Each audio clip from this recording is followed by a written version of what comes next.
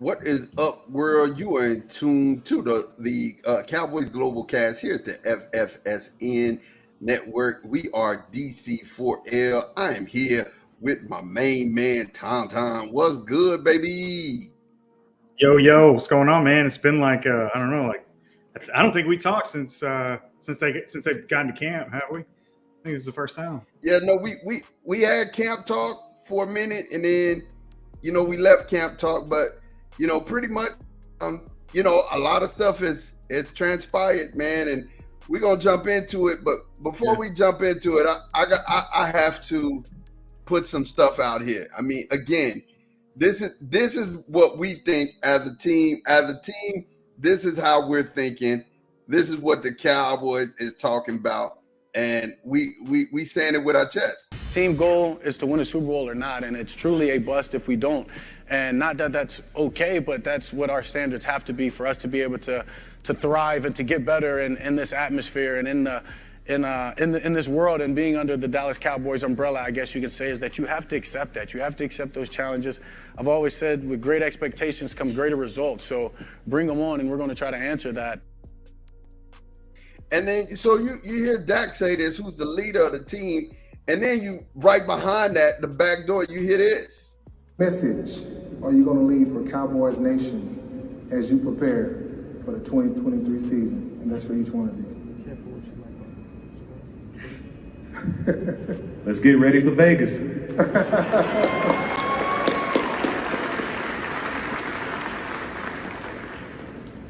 Facts. Man, I'm gonna see y'all in Vegas, man. If y'all roulette put on Black 11, I'm pretty sure it's gonna hit because we attacking everything, man. And y'all gonna see the #1 defense in the freaking NFL. I'm gonna put it like that. So.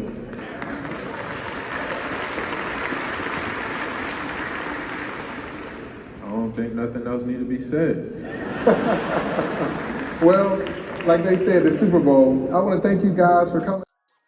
So, Tom, tell me, what is wrong? What is wrong with a team thinking Super Bowl or bust? Talk to me, man. Give me your opinion. I don't think there's anything wrong with it necessarily, and it doesn't bother me. I guess it's just we know that we get held to a different standard, right? Like, this is a team that's under the microscope. And so sometimes I wish that they would talk a little less. Like, sometimes I think, like, I like most of it, and I don't think that they're doing anything wrong. And I'm glad that that's the mindset. I'm really glad that's the mindset. But sometimes I think I would just rather, if you think that it's gonna make headlines, then just don't say it. Like, just keep it in the locker room. But I get it. I get why people like it, and I don't have a problem with it. I get sick of all the attention sometimes, man. And so anytime somebody says something, I'm like, I like it, but they're gonna kill us tomorrow. I'm glad you said that. We get attention, and this is why we get attention. Listen to this. If NBC had their choice, we would do 17 Dallas Cowboys games. Right? I'm not kidding. No, I know. Doesn't even matter what the record is. It doesn't matter. They could be 4-6. We would take. Okay, you guys can pick any game you want this week. We'll take the Dallas Cowboys. It's insanity, but it's true. They draw the ratings. They get it done. I think they're still an intriguing team. I mean, we've got them on opening night. I mean, every opening night we want the Dallas Cowboys if we can get them.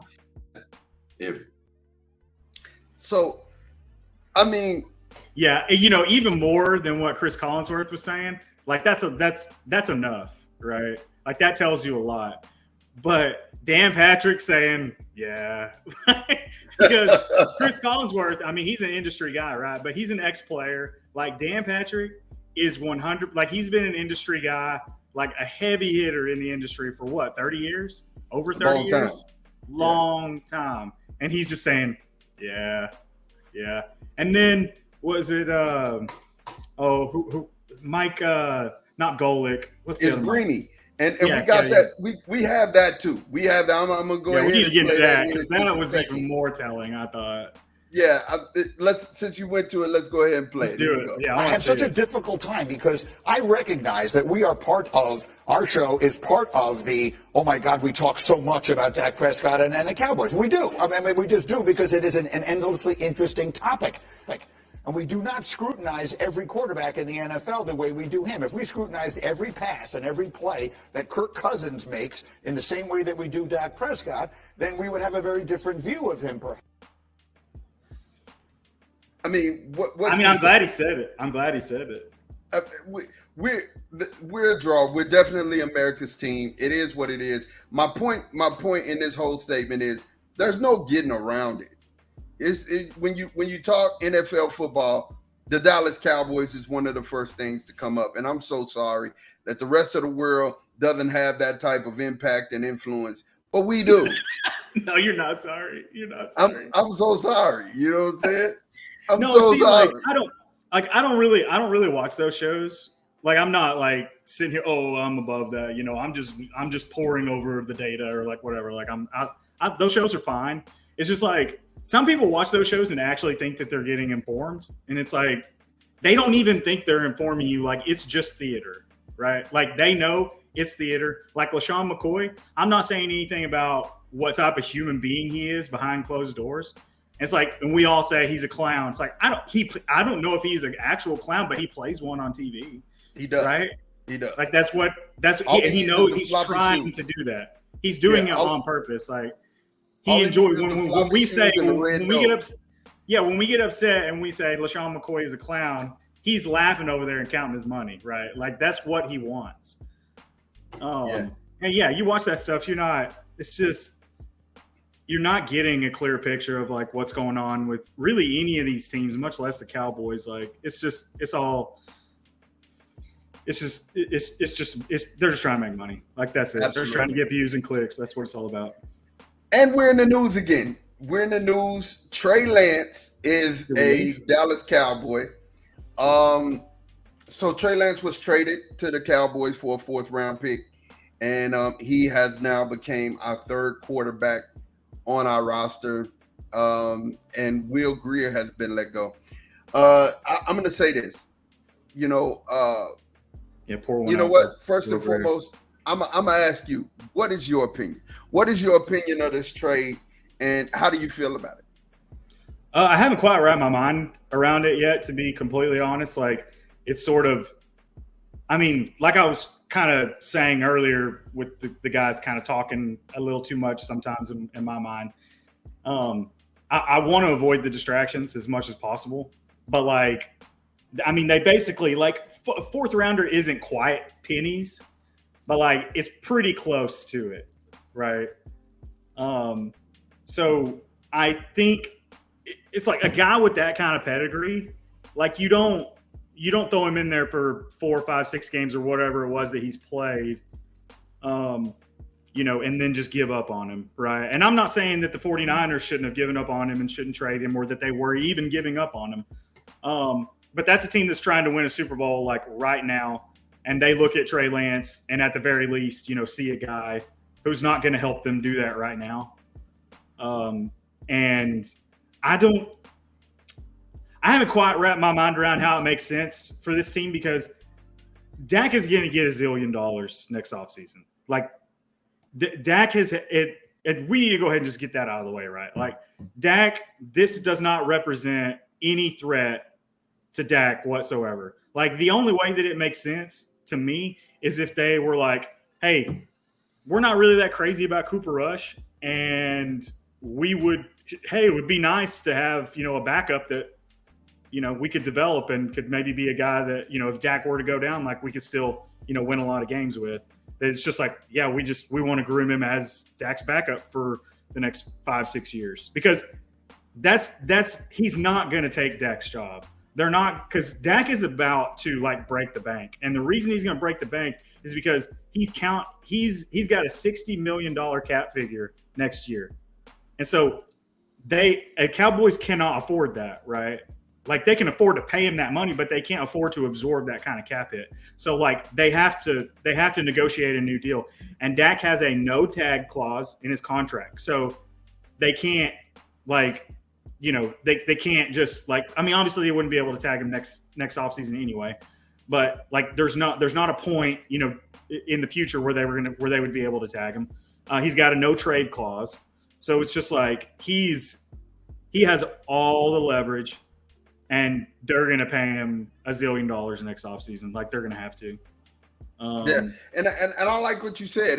And I said it. It's not. It was a depth move, not a Dak move. Trey Lance is 23, right? He's training with Patrick Mahomes, quarterback coach, who actually lives in Texas, Dallas area. You know what I mean? And this is something that he can actually do to get himself better. And he's going to be sitting behind one of the NFL's best quarterbacks. So he's going to have the opportunity to learn behind Dak, who's still, got at least 5 years to go. That's still at least 5 years of good stuff you're going to get from Dak Prescott. Yeah. And, I think, this was an insurance move on both Dak's arm, his body, his everything, and his contract. Because, if we can't get a deal done, guess what? We have an insurance policy that in 2 years should be ready to go. So, honestly, I think it was more of a depth move than a Dak move. I like it. And I think you're right, too, that I think this is a good or a better situation for him. It's a change of scenery. I think there will be lower expectations. I think as long as he was in San Francisco, it was always going to be, why aren't you that guy yet, right? And no one's expecting him to be. There's no expectation that he, comes in and, beats Dak out of his job. There's no expectation that he comes in and does that. He can just develop at his own pace. It's no expectation for him to beat Cooper Rush. You know what I'm saying? Yeah. So literally he could just kick back and, throw his feet up and learn. And it's a lottery ticket, right? We just bought a lottery ticket. That's what we did. That's it. Yeah. And I'm good with it. I'm good with it, Tom. So here's another question. Here's another question for you. I hate that, like I said, everything we do is news. Everything we do is news. So the fact that Jerry didn't inform Mike or he didn't inform Dak, and Steven clearly said on the broadcast that, they went through the channels after the fact, before it was a done deal, and then when it was a done deal, everybody found out. I hate the fact that people are saying, because Jerry didn't tell Dak. There's some rift between them. And, Jerry didn't tell Mike. That's clearly telling Mike McCarthy that this is not your team, it's mine. Come on, dude. Come on. The front offices do this all the time. Front offices is doing what front offices do, right? If it's a window to get a deal done, they're going to get the deal done and holler at you later. How do you feel about this whole rigmarole that we having to go through about Jerry Jones not informing anybody? Don't care at all. I think he told the people he needed to tell. And I don't think Dak cares. I just don't think that they're trying to go out and get a guy to replace Dak. That's just, I'm even seeing stuff about that Dak doesn't like the Joneses and stuff, and that they don't, that the Joneses don't like Dak, personally. And I don't get that at all. The Joneses, they've always, Jerry Jones is a businessman, right? He is, first and foremost. But, we just seen there's just been so many times where, I feel like he pretty clearly demonstrates that, I'm a businessman, but, I actually do care about the players, and I would like to see them get paid, and to be paid, what they're worth. He's trying to put a winning team on the field. And, I think he has some understanding that you can't just give everybody what they want. And so, Dak has negotiated, or his agent at least, has driven, they've driven a hard bargain, right? And more power to them. But I don't see why to me, it never got nasty. I never really saw any real animosity. It's just this is business, right? And so I think it's just people just trying to drum up animus, fake animus, between Dak and the team. And Jerry being Jerry and doing something dumb, like that's always a good headline, right? Like even in Dallas, right? Because half the fan base at least hates him. Yeah, at least half. I don't hate him. It's nothing. There's nothing there, in my opinion. Yeah, I don't hate him. I just think he makes bonehead moves sometimes. Like forcing us to go through a whole season with just one wide receiver. That was the dumbest thing ever. Yeah, no, he's crazy Uncle Jerry, right? Yeah, like he is. But you love him. Proof. Like he's a knucklehead sometimes. And it's proof that he loves his employees. Look at how he cried when Deuce Vaughn got selected to the Cowboys. Yeah. You know what I mean? He cried. He was in the room crying, talking about Deuce. And this is a guy, he genuinely cares. Everybody says Jerry genuinely cares, right? And he may care too much. And that's why, he paid people that don't necessarily need it to be paid. Miles Austin got a ton of money from the Cowboys. You know what I'm saying? But Jerry cares, and that's why it is. That's why you have lifetime Cowboys, really. If you really want to think, that's why you have lifetime Cowboys, because they were taken care of when they were a Dallas Cowboy. You know what I mean? Yeah. Yeah. So, and kind of switching gears, man, moving the 53-man roster. I am so anxious to hear Tom's 53-man roster. Mine, real quick, is, has already been put out there, but I'll say it again. I think we keep 3 quarterbacks. I think we keep 5 wide receivers. I think we keep 4 tight ends. I think we keep 9 linemen. I think we keep 9 defensive linemen, 6 linebackers, and 11 cornerbacks, right? And so I'm going to let Tom jump in, and I'm finna let Tom cook. Who you think makes this 53-man roster? Okay, 3 quarterbacks, Dak, Rush, Lance. So that's a given. 3 running backs, Pollard, Deuce, and Rico. I think that's pretty much the consensus at this point. I think we kind of came into camp, wondering, like, is it Malik? Is it Rico? Is Lipke going to shine? And I feel like pretty much every, the expectation across the board is that it's going to be these 3 guys. Like, I think there's some people that think it's possible that they carry 4, but like that's the top 3. Like Malik's getting cut. Like Rico leapfrogged Malik, I think, in everybody's eyes. And it was really cool too, because I feel like that just starting in game 1, preseason game 1, that we all really got to see like why it was that we've been hearing for 2 years that that the coaches really liked Rico, because he looks like, I really like him a lot. I like him a lot. Like if Pollard went down, and they still wanted to keep, they wanted to keep Bond in kind of a 8 to 10 carry role. I think Rico, as a bell cow, like I think he can handle that. Anyway, I'm spending too much time on the running backs. I'm keeping 6 wide receivers, and the reason being is because Turpin is one of those, and I just feel like he's completely unproven, like at the position. Like I don't know if you can really rely on him. I know that blocking in the slot, like that's not, when you're evaluating receivers, like that's not the first like skill that you look at, but it's one that's you kind of need to be able to do a little, right? If he's going to play in the slot, like he needs to be able to block somebody. Otherwise, it just like that by itself can just like kill your outside running game, right? And Turpin gets destroyed in the slot. And so to me, he looked okay at times at wide receiver in the preseason, but I'm not sold until I see it in the regular season. So I'm not comfortable only carrying 5 wide receivers, knowing that he's going to be one of them. So CD, Cooks, Gallup, Tolbert, Turpin, and then Jalen Brooks. And I feel like that Simi and Jalen is pretty close between the 2 of them. But Jalen's 2 years younger, and Simi's had 2 years where he couldn't stay healthy. And so it's just, I'll take the guy who you've got, 2 more years of control, over, and you can kind of, Simi, he's had 3 years to establish himself and just hasn't. So I'm letting him go. 4 tight ends: Ferguson, Schoonmaker, Hendershot, McEwen.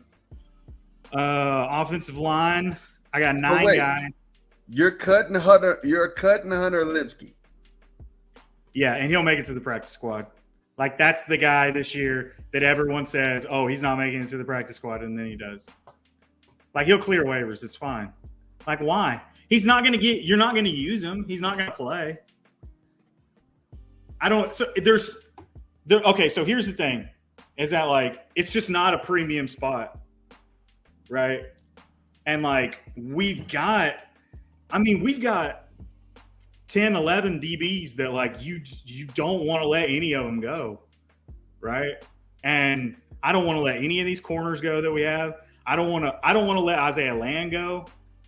Like, I think tomorrow, if we had a game tomorrow and you said, who do you think, if you played both of these guys, who do you think could have a bigger impact on the game, like day one? Excuse me.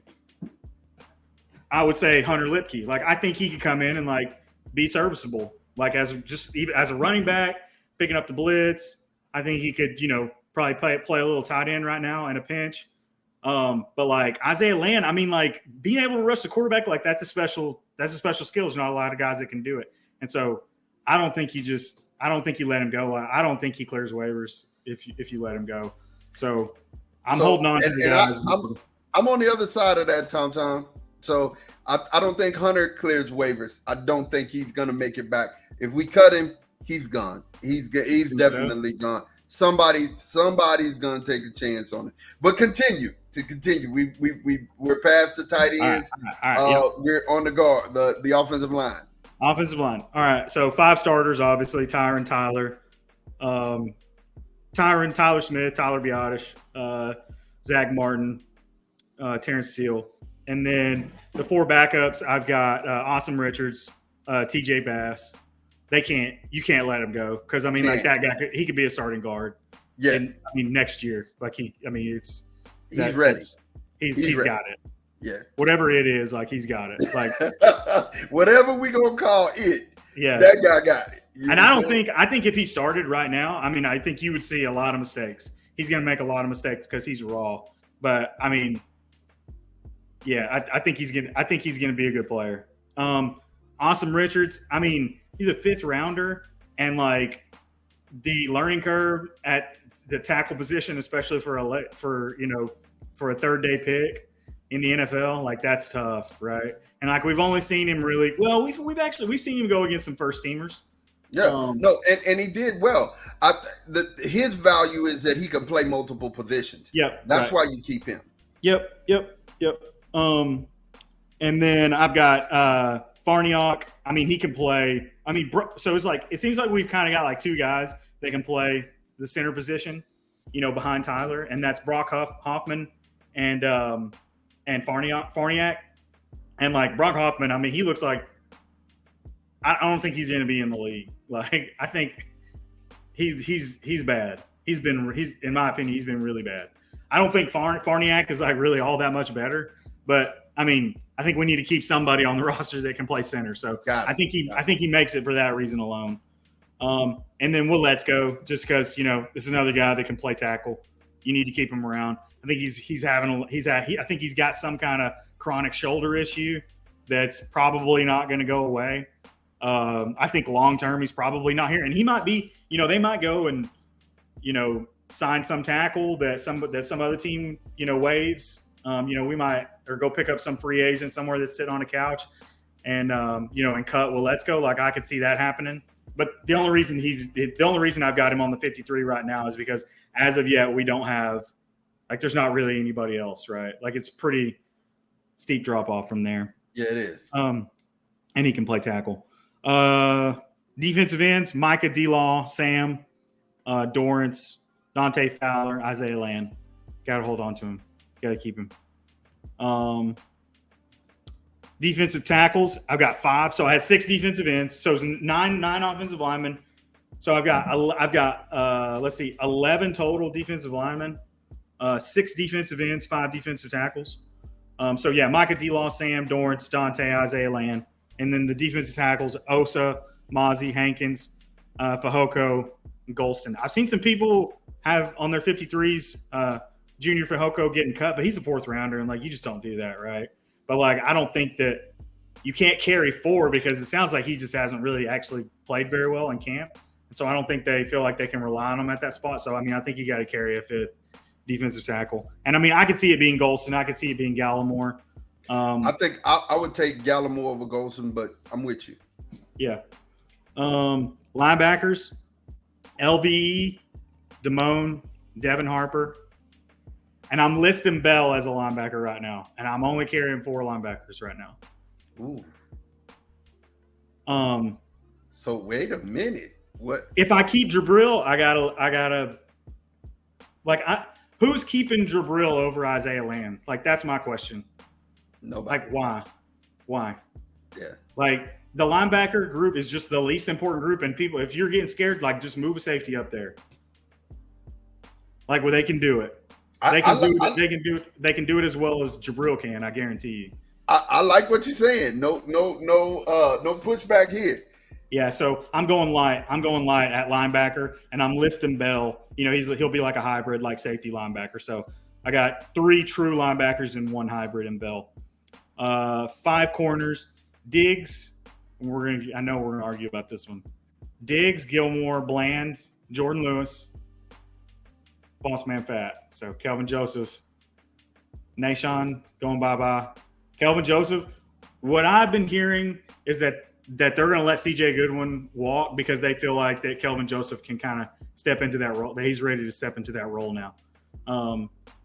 And that's kind of his floor at this point, is to be like this kind of a special teams ace.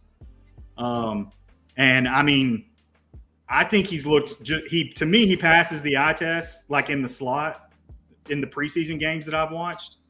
And I'm not saying, like, throw him in there as he's ready to take Deron Bland's job or anything, or Jordan Lewis's job or anything like that. But I think he's looked good in the slot. And I think at C.J. Goodwin's spot, that's your guy, right? Mm-hmm. But if at any place I had to confidently put him in and expect him to stop the pass, I'm not. Listen, I like Nashon Wright in coverage more than I like him. But hey, it is what it is. This is your 53, man. So let's keep it moving. Yeah, well, I mean, I don't really trust either of them on the outside. But I think Kelvin Joseph, I think he's. I mean, I've said it. If I've said it once, I've said it 100 times. I just like he's got more upside. And apparently he got the special teams factor now. So, yeah, I want him on my 53. Safeties, I got 5. Curse, Dono, Malik, Izzy, and Wanye. He's making the team. And then special teams, Brian Anger, Brandon Aubrey, Trent Sieg, long snapper. And that's 53. Guys that I'm confident that Lipke, like guys that were on the bubble, is like Hunter Lipke, and he will make it to the practice squad. Watch. And Josh Butler. I really liked. He's got some swag out there, and He does. that goes a long way for me. And I like his story. His story just warms I don't know my his heart. story actually. What is it? And I'm rooting for him. He lost both of his parents during at Michigan State for senior day. He brought his dogs out. His dogs walked him out. That's his family. He was, he was homeless for a little while. Went and played in the CFL, played Canadian football.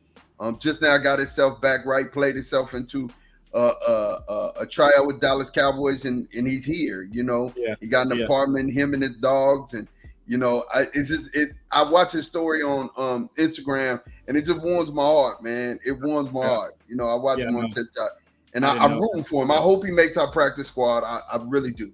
I think he'll definitely make the practice squad. Yeah, I think he was. I think he was on the bubble. I think he was really on the bubble. The one thing I gotta say, and I gotta about the linebacker position, I don't like number 50, man. I've seen him get ran over way too much. Yeah, I mean, but who else? I mean, I don't really like him either, but if I mean, we can that's get how bad Mozzie, that group. That's how bad our get depth is. Mozzie and Osa to step up, because Mozzie, Osa, and Hankins are a lot to move. You know what I mean? So if we can get that rotation strong and them boys is taking on double teams. If you understand anything about Post is not taking on double teams. Well, Mozzie and Hankins. We get Mozzie to take on double teams. Mozzie and Hankins to take on double teams and keep people off of Tank and Micah. Yeah. It's trouble. It's trouble in paradise for every quarterback that we face. And I feel sorry for Daniel Jones because his tackle out there is not dependable, and he's gonna get beat. What was that? Was that like beat a lot? Was that 2 or 3 years ago?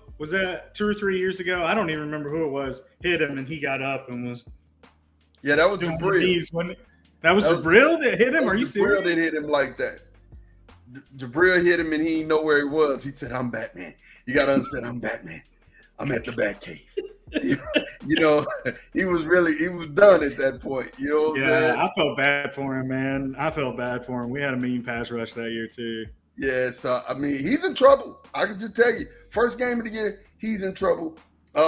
This defense is chomping at the bit, and like I said, you get Mozzie, you get Hankins taking on double teams, Osa getting through. You're gonna have a whole bunch of congestion, and if that be the case, then what's number 50's name? I don't want to just call him a number. Devin Harper. If that be the case, him scraping, he will be okay. Yeah, him scraping, he would be fine. Jordan is starting out on the PUP list, and if Jordan starts out on the PUP list, maybe he may not. He's saying he's ready. He's saying he's ready right now. And if he starts on PUP, then that means he can't play in the first 4 games of the season, right? I'm like, if you got a guy that's like, I'm healthy and I can play, and you think he's contributor, which he's always been, then why? I don't think you put him on. I don't think they put him on the PUP. I don't think they do.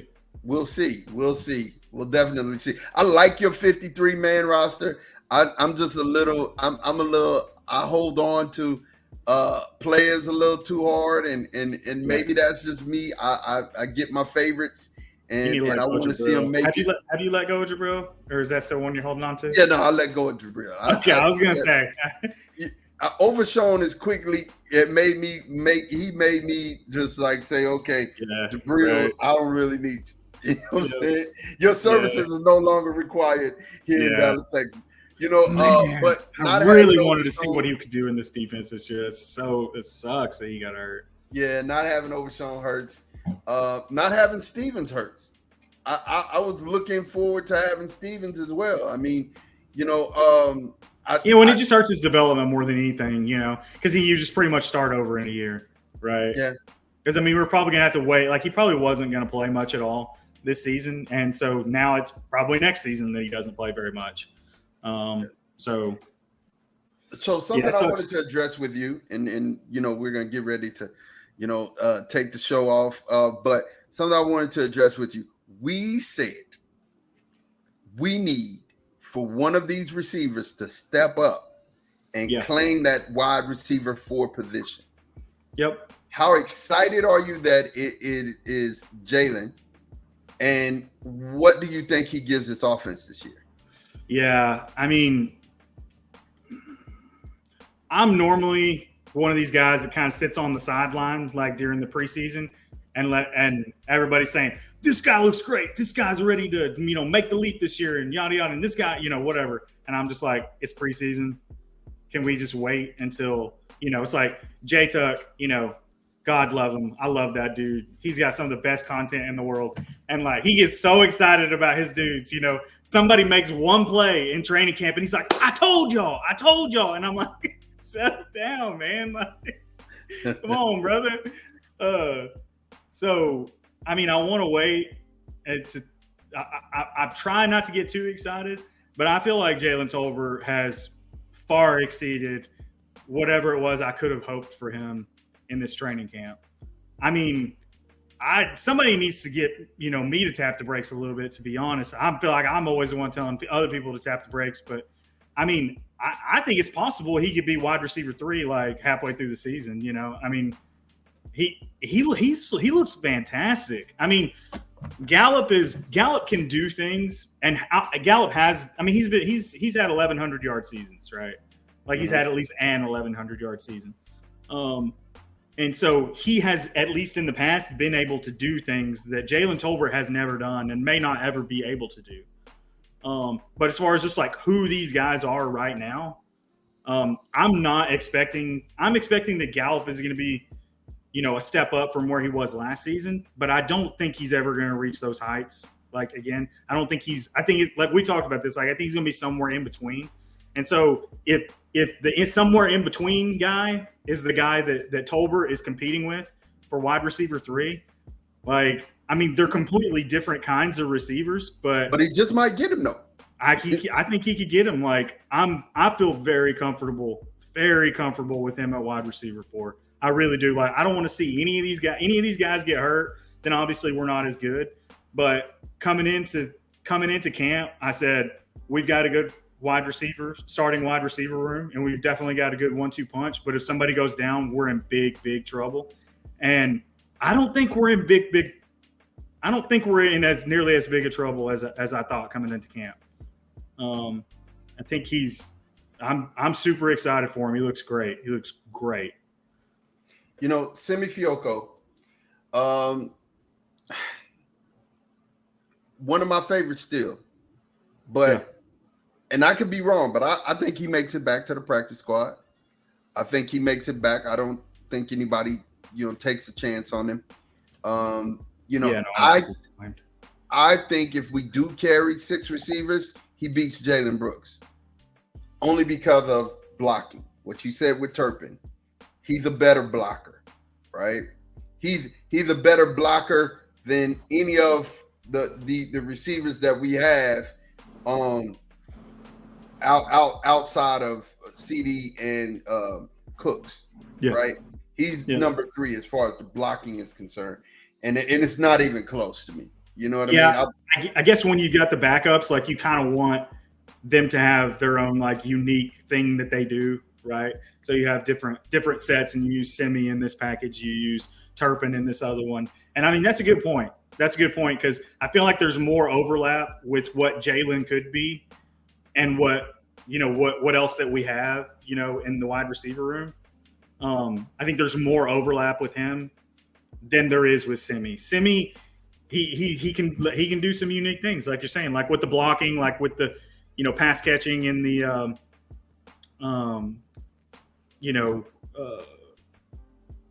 with kind of the short passing game. So here's my point on that, and this is my last point, and then we can get to clothing shots.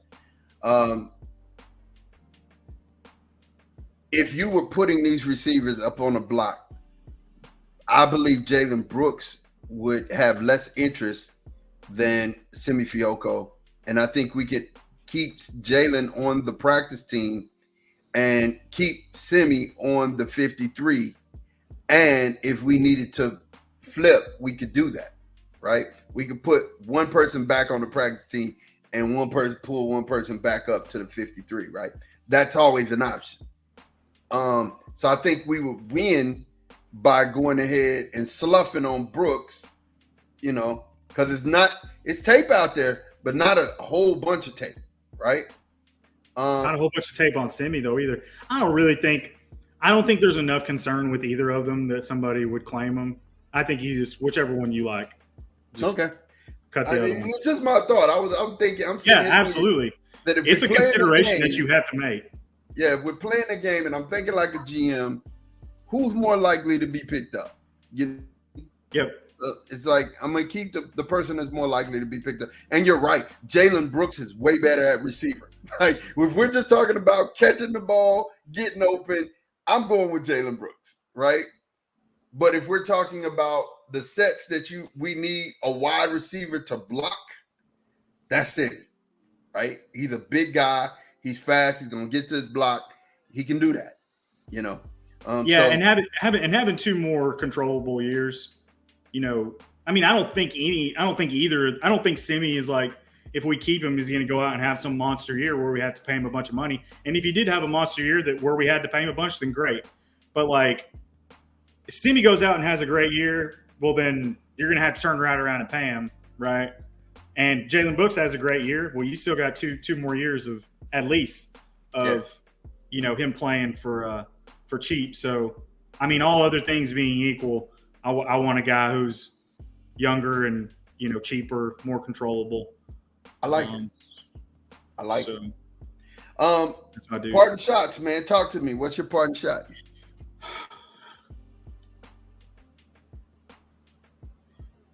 We have a tough schedule. We have a really tough schedule. I keep wanting to say, I keep wanting to kind of pie in the sky, and like this is if we're reasonably healthy, it's going to be a really tough offense to stop. It's going to be a really hard defense to score on, and you put those two things together. Is really, I think I saw somebody had their over/under win total at like 9.5. I don't know if it was Vegas. I don't think it was Vegas. It's somebody online, had it at 9.5, and I just thought, like, it feels like you're just banking on them to just be decimated with injuries. But again, the schedule is tough. I think I'm going to say we're a 12-win team again. I think that we're better than we were last season. I do. I think we're better, and I think there's less holes. I think there's less weaknesses to be exploited, and so it makes me much more comfortable going into a playoff game saying, I think that the defense is just as good, if maybe not a little bit better than it was last season. And, we played the 49ers, and they had an offense that we weren't supposed to be able to stop, right? Even with the defense that we had. Everyone was telling us about all these weapons that they have. Oh, they got McCaffrey, and Brock Purdy's playing like a Pro Bowler, and Brandon Ayuk, and Christian McCaffrey and George Kittle. And like, you can maybe stop one or two of them, but you can't stop all of them. And pretty much none of those guys had a big game. I think Kittle had one big catch. The little lucky catch that should have never been a catch. That was literally it. Yeah, it should have never been a catch because there was a penalty on the play. But go ahead. And so if that's the defense, like even if you just said that's going to be the quality of the defense that we put out this season, then like nobody really scares you. Like you're not really worried about some offense running you off the field, right? But we had weaknesses, right? Like on the offensive side of the ball, like we didn't have enough wide receivers that could get open. And I don't think that's going to – I think we can put up an extra 7 points in a playoff game. Like, I don't think we're going to score 35, 40 points a game in the regular season because you just don't have to do that. But I think it's going to be hard to, hold us under 20 points. Like, for even a really good defense to hold us under, 20, 23, 24 points, I think that's going to be really hard to do in a playoff game.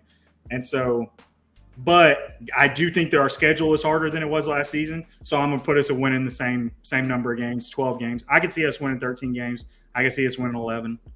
But I'm going to say 12-5. Yeah, I'll go ahead and make my win total pick.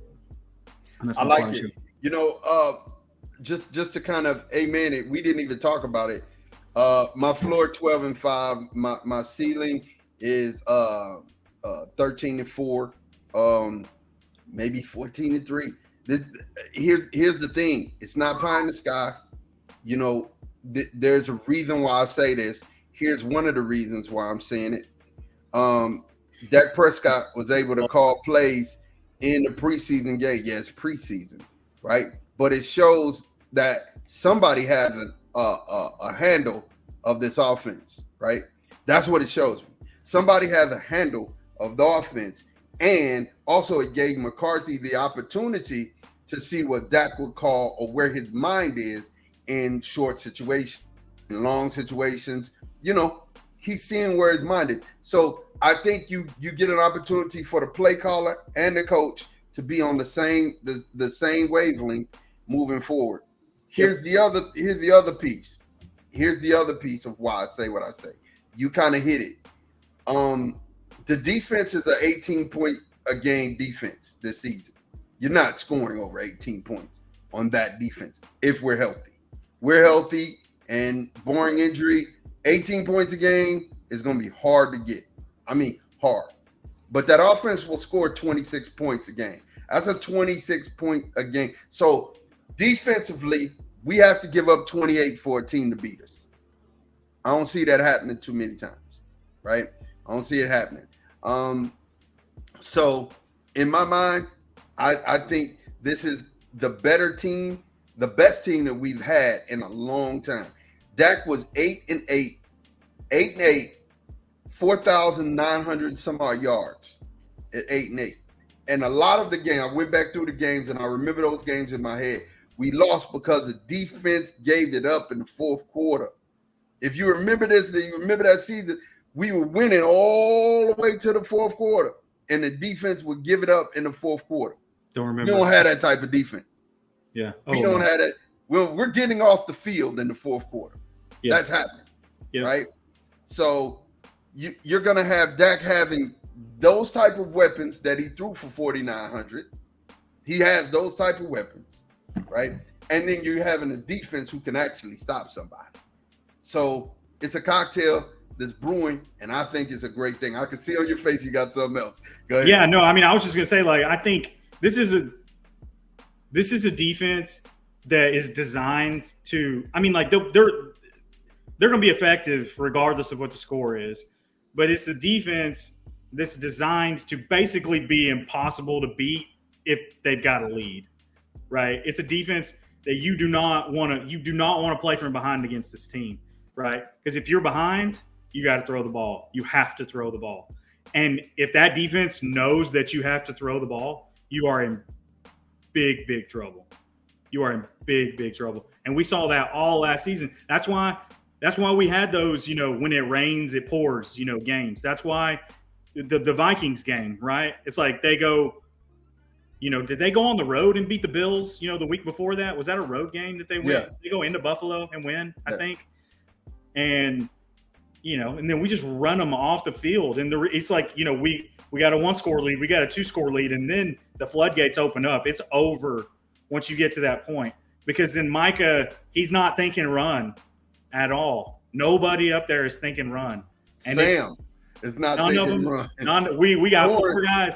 Is not thinking run. Hankins isn't in the game anymore. You know what I mean? Hankins isn't playing anymore. It's just 4 dudes out there that are coming to get you. Right. Yeah.